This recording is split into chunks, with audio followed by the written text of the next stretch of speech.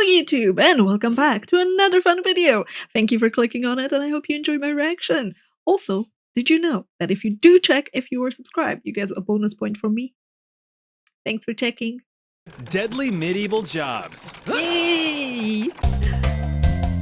Alchemist, let's go! Like a low IQ fella who just ravaged a Viagra bottle, alchemy was simple, yet very hard. Simple in the fact that it had three main goals: turn metal into gold, discover a universal cure for all diseases, and achieve immortality. Simple on paper, but very hard in the reality that no one knew what they were doing. The vast majority of natural science at the time was still a mystery, and it was up to these alchemists to fill in the blanks. But on the path to reaching those improbable goals, many critical discoveries were made. Distillation allowed you to purify poopy brown water by boiling it and cooling the vapor to make less poopy brown water. Many plants could be mashed into festering wounds to make them feel less like you're about to die. If they scream at you. Some sulfur and charcoal over your non-suspicious pile of potassium nitrate could create something called black powder that may or may not be useful in some sort of gun-like device in the future.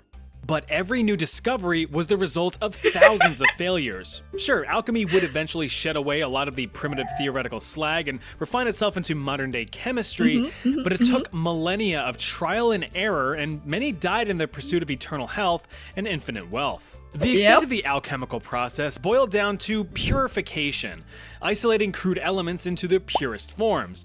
And how do you purify things? Fire. Just heat stuff up until something happens. And that was the main problem. You see, alchemists had a rudimentary approach to their own safety when it came to faffing about with toxic substances. Their main form of protection was wearing long robes, or at the bare minimum, a durable leather apron. This would, at the very least, give +5 defense against any spontaneous splishes and splashes of any would-be lotions and potions.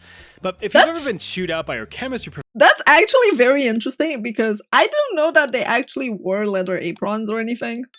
I know about the coats, occasionally they're depicted like that, but surprising about the leather part. Professor, you know that's often the least of your worries. Now, getting a drop of salty water in your eye at school may seem trivial, but if that harmless sodium chloride enriched dihydrogen monoxide were instead something more spicy like, say, boiling hot mercury, then things get a little bit more life-threatening-y. Alchemists didn't really use face or eye protection outside of just squinting a little bit and hoping for the best. But when that plugged beaker of boiling broth decides it wants to overcome a pressure differential, I love this animation. You're gonna wish that something was there between you and it. Now, if you were careful enough to uncork your cooking concoctions, you still had to deal with its byproducts. One of the most mysterious and thus often studied materials was liquid mercury. Since it looked like a metal yet flowed like a liquid, the element was often mistaken for the highly sought-after elixir of life itself, bringing many to an untimely end. But that didn't stop alchemists from trying to unlock its potential secrets. In any case, the last place that you would want to be burning toxic metals is somewhere cramped and poorly ventilated. Well, it's a good thing that many of the alchemical labs in medieval times were cramped and poorly ventilated, filled with lots of flammable books and papers to boot. So when putting toxic elements to the flame, like mercury or arsenic, you're gonna form some nasty fumes. Historical texts allude to these dangers, stating that the vapors, quote, injured the spirit and body. Trying to unlock the phenomenal cosmic powers in your itty-bitty living space is gonna mean trading breathable air for some that is deadly. The high concentration will almost certainly make your temporary life even more temporary. You know, when I was a kid, to be fair, even now, I guess, I really wanted to be an alchemist. I really wanted to do, well, I want to be a chemist, more realistically. But in games, right, I like alchemy. I like the idea of like mixing potions and doing stuff. In the Harry Potter universe, I like the potion class. So I'm like, damn, I probably would have been dead in medieval times. Your last feelings as you migrate to regions beyond will be that of you coughing up your burning lungs while your pounding brain feels like it's gonna burst out of your skull. Fun stuff. But even if you managed to dodge death in the short term, he was gonna win the long game. Memory loss, hallucinations, or even paralysis are all possible side effects from long-term mercury and arsenic exposure. Sometimes, though, the most dangerous beast is ourselves. Unless directly employed by a higher power, alchemists often practice their craft in secret, not only to protect any possible discoveries, but to avoid accusations. Many of the more feeble-minded people at the time mistook the scientific aspects of alchemy for witchcraft and sorcery with all that conjuring of flames and whatnot. So if the explosions, fires, or fumes didn't get you, Ned the nosy neighbor might.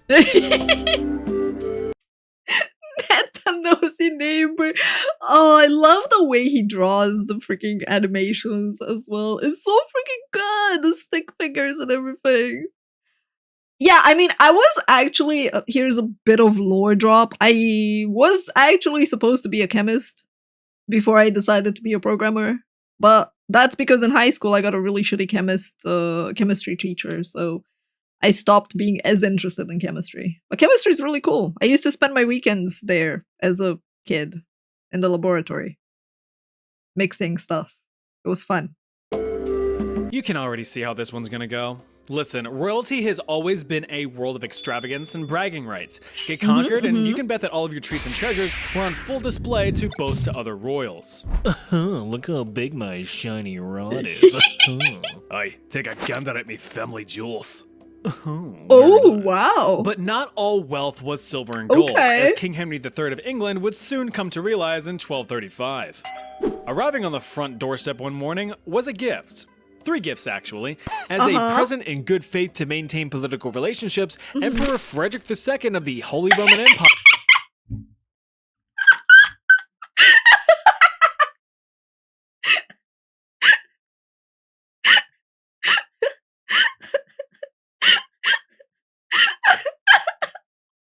Oh my god, his little sprinkled humor notes throughout the video. I love him as a creator, man. His videos are so amazing. Dumped 3 adult lions on Henry's doorstep. Yeah. King Henry absolutely adored the giant cats and set them up in a less than suitable habitat within the Tower of London, opening What the heck? up the royal menagerie to royal guests as a royal flex. The menagerie eventually expanded with elephants, a polar bear, non-polar bears, and several monkeys all taking residence within the walls. Now, each and every one of these exotic animals required special care, so in order to provide said care, specially trained animal experts were hired to do the job, right? No. It was, of course, cheap, uneducated, and expendable laborers that were the prime candidates. Poor, unfortunate souls sent to clean, feed, and care for the beasts. And it was all easier said than done. No matter how friend-shaped wild animals may seem, they're still wild animals, and they will murder you at a moment's notice. Once you stepped into the literal lion's den, and they probably also don't like it, without right? extensive knowledge on how to meet their most basic needs, these animals were often feral and malnourished, and thus a very real threat, especially when you're looking like a tasty treat. Habitats at the time, if you could even really call them that, were often poorly constructed and weren't any more complex than a simple cage. Some historical records allude to incidents of collapsing cages or animals managing to break free from their chains and ripping apart caretakers limb from limb. Can I just say I don't feel bad for those people? I feel bad for the animals, and I'm like, yep, good thing they broke free and they managed to at least feed themselves. I'm a horrible person sometimes. Wasn't uncommon to catch a claw from time to time or witness your buddy get converted into a PNG under an elephant's tree trunk of a foot. If you did manage to survive the animals unscathed, you might not survive your employer. Like I said before, the animals were royal property, so failing to keep them healthy may as well be a slap in the face of the king himself. Any keepers responsible for a premature death of an animal were in for severe punishment. The lucky ones were simply fired. The less than lucky ones were also fired. Fired in a different way. Plague ratcatcher? Ratcatcher was a job? The profession of plague rat catcher is pretty self-explanatory. Bunch of plague-infested rats carrying plague-infested fleas running amok needed to be dealt with. Humanely, of course. Although rat catching or vermin extermination itself has been a profession for as long as rats have been around, they were especially in high demand during the time of the Black Plague. European cities like Paris or London were chock full of more you learn. The spreading of the disease wasn't exactly well understood at the time, and instead of placing the blame on microscopic corn dogs, the usual go-to scapegoats were the devil, poisonous air, or the classic Jews. But some pattern-recognizing fellows realized that filthy rats usually carry filthy diseases. And it was true. Black rats, as they're known, very much did carry debilitating diseases. You got your leptospirosis to ruin your day, muscles always aching, fever never breaking, your liver dies, stinging red eyes, and a rash that never goes away. You also had salmonella, which causes you to frequently... Oh, the tribute to Force out Sam. fluids from front to back, but also makes you Nice. solid in your daily crosswords. When you don't want a mass infestation to evolve into a mass infection, rat catchers were hired to help minimize the spread as best they could. Rat catchers I would never hunt, knew this was a trap, and kill the profession. vermin, but in doing so, they put themselves at severe risk. The thing is, rats don't exactly like being caught, so they're gonna go into a full-fledged survival panic, gnashing and gnawing at anything nearby, which would most likely be fingers, hands, an arm, or a face. The Yeah. obvious problem with that is the contraction of the aforementioned diseases as well as the Black Plague itself. Of course, there were many other hazards. Remember them fleas I mentioned? Well, they would do a little emigration to a new host. You. Once you were infected, all of your own Boink. personal fleas and lice, since you're a dirt poor medieval peasant, would then further spread diseases like wildfire. But bites and bugs weren't the only threat. Rat catchers often had to venture That- into enemy territory, Ah. squeezing through holes and swimming through cesspits to find rat nests That to sounds kill them like at the such a source. horrible Rummaging job. around in all that danky and stanky meant a lot of environmental exposure. Sustaining a God. simple scrape against a stone slab that's subsequently slathered in shit leads to a nasty, potentially life-threatening infection. Similar to Lovely. the gong farmers or night soilmen from my previous worst jobs video, these rat catchers could also succumb to suffocating in sewer slop. Not only that, but the Jesus. frequent use of arsenic-based rat poison could do a number on the lungs. The good news, though, is that all of the There's success of the good medieval news? rat catchers helped severely limit the spread of the Black Plague, bringing the total death count to only tens of millions of people. I guess there's a silver lining in everything. Thank you, rat catchers from previous lives. Thank you for your sacrifices. You did your best, rat catchers, and it makes for a nice tale. The grave robbers! Now, if you think that grave robbing wasn't a job, think again. Although highly illegal, grave robbers still performed work with the goal of getting paid based I mean, let's be real, it still is a job. on whatever they could yoink from defenseless corpses. Compensation for work sounds like a job to me. And it was way more common than you'd think. According to archaeological studies by the University of Cambridge, it's estimated that over 20% of graves in northern and western medieval Europe showed evidence of tampering between the 5th and 6th centuries. Graves were robbed for 2 20%, main that's reasons. crazy. The first and most obvious was stealing valuables. This could be anything from grandma's bracelets, rings, or even her iconic red jewel. If you were brave, you could even rip out Gam Gam's golden teeth. The other reason was stealing the bodies themselves. Much more difficult, but potentially more lucrative. In the late medieval period, a medical revolution was underway, meaning that practicing physicians were in need of cadavers to poke and prod to figure out how humans worked. The fresh ones were consent preferred, wasn't but like beggars couldn't be choosers. But they could be big grave back then. robbers. The dangers of the infamous side hustle were plentiful. For one, just digging 6 feet into the earth is not easy. Diggy If you've ever hole. woken up to a few tons of gravel dumped into your driveway with your dad enthusiastically standing there with a shovel, you have an idea of how much it would suck. But besides the ergonomic injuries, digging that deep in fresh soil was very dangerous. By definition, loose soil isn't very stable, and there have been multiple reports throughout history of grave robbers being discovered buried in the very graves they attempted to rob. Robbers were also running the risk of digging up the Sadly. diseased deceased. Victims of the plague, tuberculosis, leprosy, and smallpox can have their afflictions live on far after their own deaths. Ouch. If life was like a box of chocolates, then death was simply a sack of farts. You knew exactly what you were getting, you just didn't know how bad. Cracking open a coffin could leave you coughing instead. Oh, It was a known no. risk. If falling dirt and disease failed to cut your life short, then someone else would. Grave robbing was a crime, a very serious crime. And graveyards were holy property, and as such, any guards patrolling could act as your judge, jury, and executioner. Damn, Guards were no granted trial, special no permission nothing? to deal with any disturbances any way they saw fit, like fitting a spear through your skull. That's crazy! Luckily, you've already done all the heavy lifting of digging a grave. The guards just had to tidy up. If the guards were more merciful, you would simply be arrested and your fate left to the courts. But you would most likely end up 6 feet over the ground before you ended up 6 Dang. feet under it. And then someone else would rob you. Bell ringers actually had a pretty important job for the everyday person. They were the timekeepers. Yeah, sure, there was that big glowing ball in the sky to tell you dawn and dusk, but all the other hours were approximations. It was up to bell ringers to mark the important times of the day, call people to service, or chime special occasions.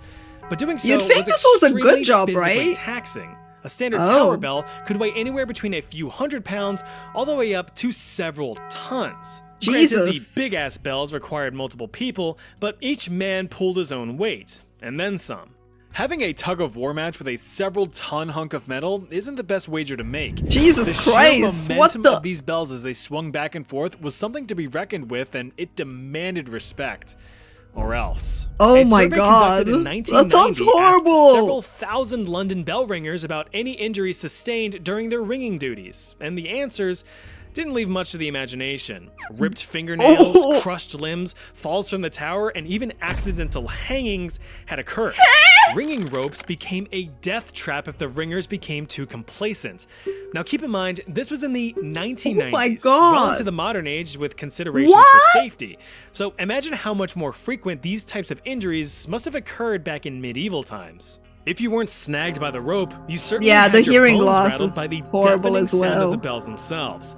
Many of the large city towers were equipped with multiple bells, each one producing different pitches or rung under different circumstances. Being right in the middle of all that crippling cacophony meant the risk of blowing out your eardrums. Each separate ring could emit a head-splitting 120 decibels, well into the deafening range of sound, even if only momentarily. For comparison, 120 decibels is like being right next to T-Swift's private jet as it takes off to cross the street. Each of those bursts of sounds were enough to cause permanent damage to hearing unless protection was used. And you know damn well medieval bell ringers didn't use no protection. They simply took the method of, you'll get used to it. The biggest threat to a ringer's life, however, wasn't the bells or the ropes, but something a bit more flashy. Lightning. You see, back in the God-fearing superstitious times of old, thunderstorms were believed to be moments of divine rage. But don't worry, when God's mad, you can just soothe him with the sweet clang of tuned metal. Or at least, that was the belief. Many medieval fellas instructed the poor ring-a-dingers to bang their bells in an attempt to chase away thunderstorms. And when you know it didn't work. Some reports from the 1700s claim that over 100 bell ringers gained first-hand experience of the human body's ability to conduct electricity. Oh my god, that's either strike horrible! the tower or the bell directly, delivering a death jolt down the rain-soaked line and through the poor soul attempting to single-handedly banish an entire fucking thunderstorm with a series of Taco Bell bongs. The number of deaths got so bad that some countries, like France, surrendered to the heavens and banned thunderstorm bell ringing until the invention of the lightning rod in the mid-1700s. Although it seemed like a relatively safe and simple job, leave it to France to surrender. Working high in the tower had plenty of ways to get dinged in your dong. Dinged in your dong? Okay, why is Scribe bad? The medieval scribe was by no means an adrenaline-charged, fast-paced profession, but that's kind of the point. The life of a medieval scribe was the most bland, boring, and mind-numbing jobs in all of human history. Before Papa Gutenberg invented his famous printing press, entire books were written by hand. Is it because people used to like put the nib on their tongue and their lips? I wonder if that's the cause.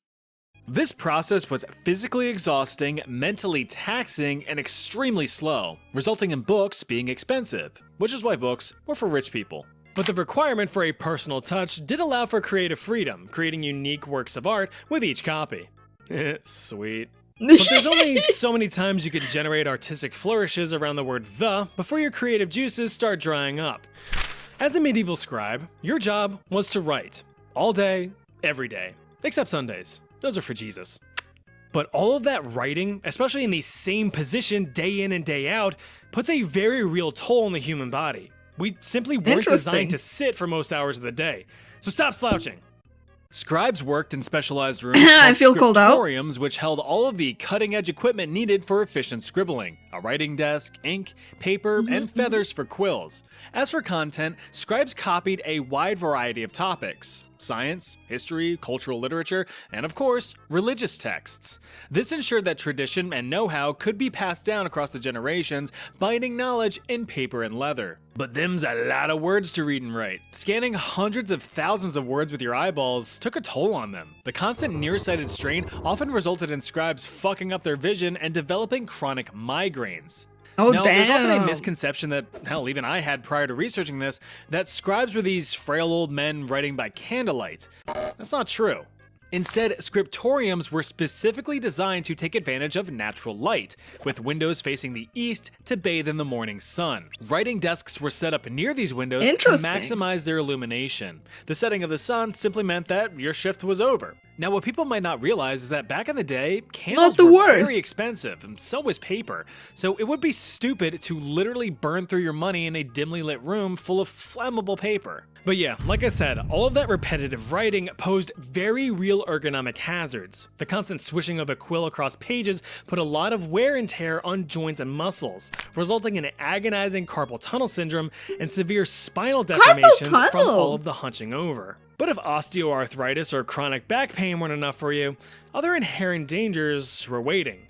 Another health hazard for the scribbling scribes was— oh my god, I was like, okay, so that's a lot more than I thought it would be. I would have assumed it's just like the ink itself, but damn, I didn't think about it, the fact that they had to somewhat be fast in their writing as well, so that they would end up working a lot. the very medium used to immortalize history. The ink. Standard black ink was made from plant-based fluid and iron sulfate. Black was the most common color, thus it made up a vast majority of the writing, and luckily it wasn't too terribly toxic.